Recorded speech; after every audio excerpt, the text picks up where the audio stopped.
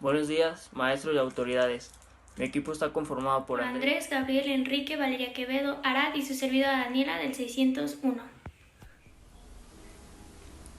Nuestro proyecto final aborda el tema de la participación de Francia en la Primera Guerra Mundial.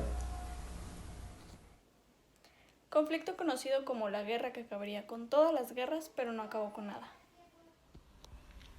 Nuestra intención con este proyecto fue darle un enfoque diferente al que se le suele dar cuando se habla de conflictos bélicos o de la guerra. Y esperemos que esta presentación sea de su agrado. Para comenzar con la explicación de nuestro proyecto final es importante establecer una base o un contexto histórico. La Primera Guerra Mundial comenzó en 1914, en gran parte debido a las intenciones que tenían las potencias involucradas para expandirse. Estas se dividían en dos. La primera era la Triple Entente, que era donde estaba Francia. Está con Inglaterra, Rusia, Italia y Japón, y posteriormente Estados Unidos. Y el otro bando, que era la Triple Alianza, donde estaban el Imperio Austrohúngaro, el Imperio Alemán, el Imperio Otomano y el Reino de Bulgaria.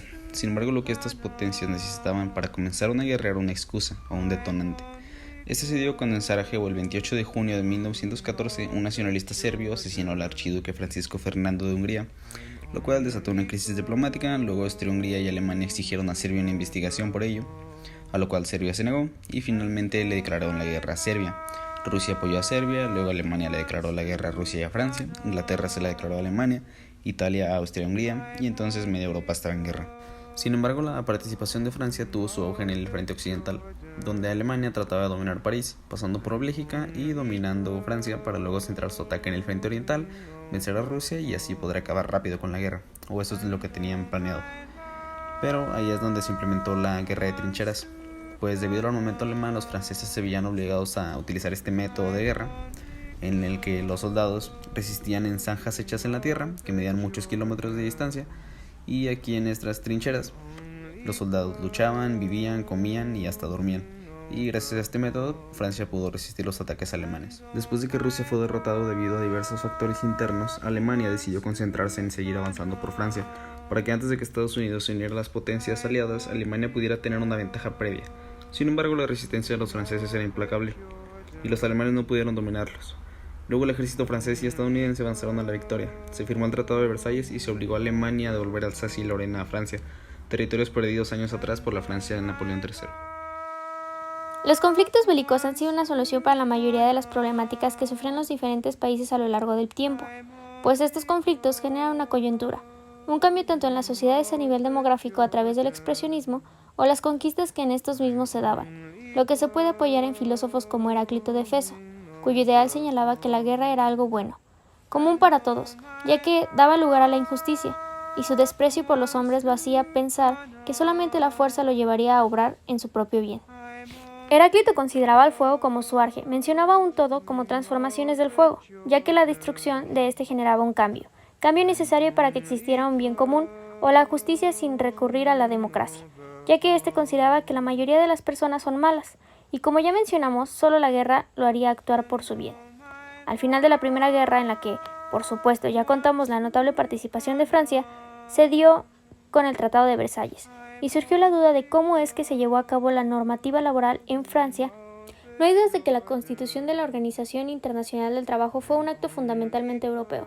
Es que la partida de nacimiento fue el Tratado de Paz, suscrito el 28 de junio de 1919, a partir de la conclusión de la Primera Guerra Mundial, cuyo escenario fue esencialmente el viejo continente. Su creación con respecto a la aprobación de las constituciones mexicana y alemana inspira obvias conexiones.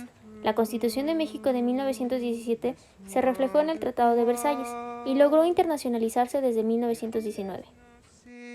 La coincidencia de las semejanzas entre los principios de nuestra Constitución de 1917 y la parte octava del Tratado de Versalles se explica por el hecho de que Gompers jugó un papel primordial como presidente de la Comisión de Legislación Internacional del Trabajo, comisión formada por representantes de Estados Unidos, Inglaterra, Francia, Italia y otros 7 países.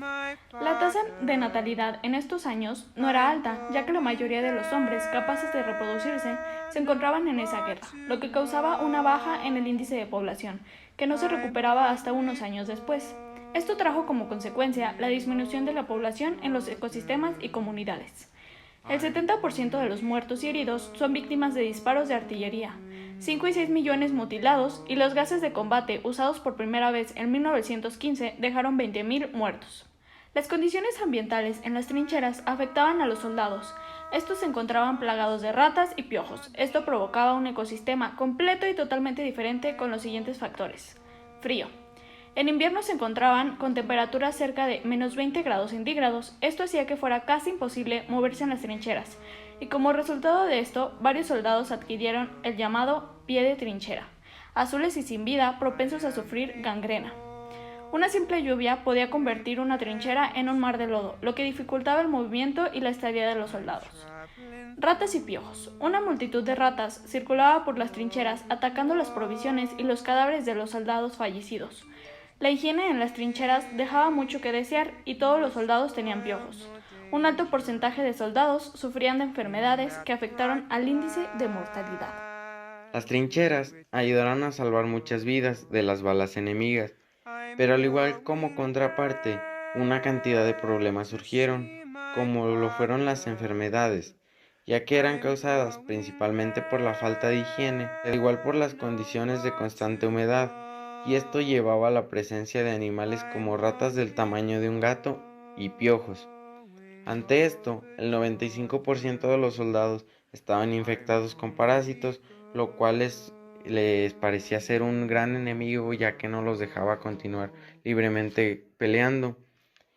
Y ante estos factores surgieron enfermedades, las cuales fueron dos y fueron las más comunes o principales, que fueron la fiebre de trinchera, que provocaba picores muy difícilmente soportables, al igual también el pie de trinchera.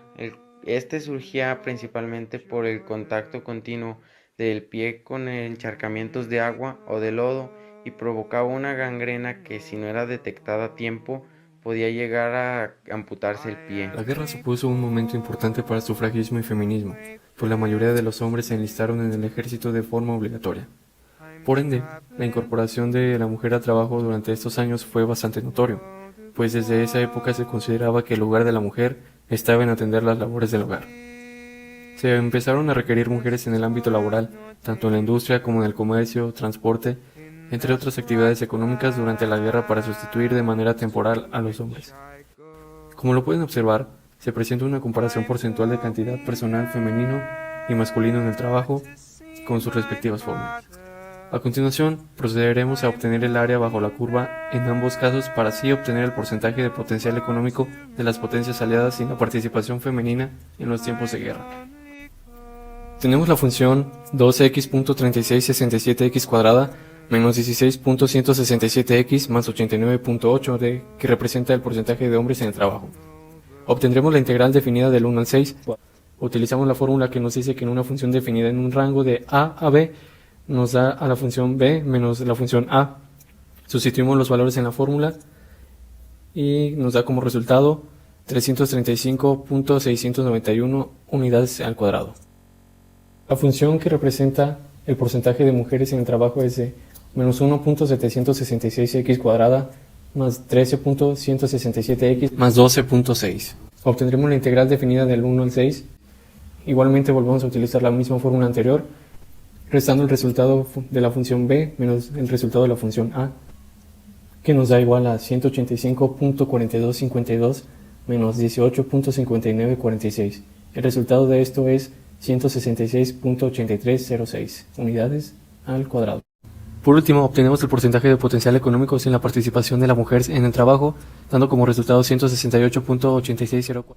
Las campañas que se iniciaron en 1914 adquirieron dimensiones hasta entonces desconocidas.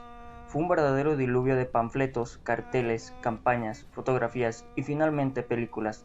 En junio de 1918 se calcula que la llegada total de panfletos en Francia fue de 43.3 millones, donde en la misma la propaganda en los carteles insistía en que la destrucción del imperio alemán era para los franceses una cuestión de supervivencia. También la fotografía fue un gran medio propagandístico de la guerra. Los gobiernos decidieron controlar las fotos que podían dar información al enemigo o desmoralizar a los civiles. La situación para los jóvenes no era favorable, dado que las circunstancias los hacían partícipes de la Gran Guerra. Esto provocaba el regimiento de la infantería francesa. La sección fuera de rango del regimiento la formaban un cartero, el jefe de artificieros, el camillero, un furiel, un jefe de armeros, 4 armeros, un jefe de secretarios 4 secretarios, un conductor de enseres, 2 herreros, 3 carniceros, un mozo de caballerizas, 18 conductores o tiradores, 4 ciclistas, 8 ordenanzas y 4 exploradores. El batallón era la unidad sobre la cual se basaba el regimiento. Los batallones solían numerarse del primero al tercero y estaban compuestos de unos 1000 soldados de tropa, distribuidos en 4 compañías de 250. La compañía, además del capitán, la formaban 2 tenientes, un subteniente, un sargento mayor, un sargento Führer, 16 caporales, 2 tambores, 2 clarines, un enfermero, 4 camilleros, un sastre, un zapatero, un ciclista, 3 conductores y 210 soldados de tropa. Sin embargo, después del inicio de la guerra, la potencia de la infantería se basaba en el número de rifles o armas que aportaban al combate. Así el número total de rifles de una compañía era de 250, el de un batallón de 1000 y el de un regimiento unos 3000 reales, a lo que había que sumar 6 ametralladoras, 2 por cada sección. I'm only going over Jordan. I'm only going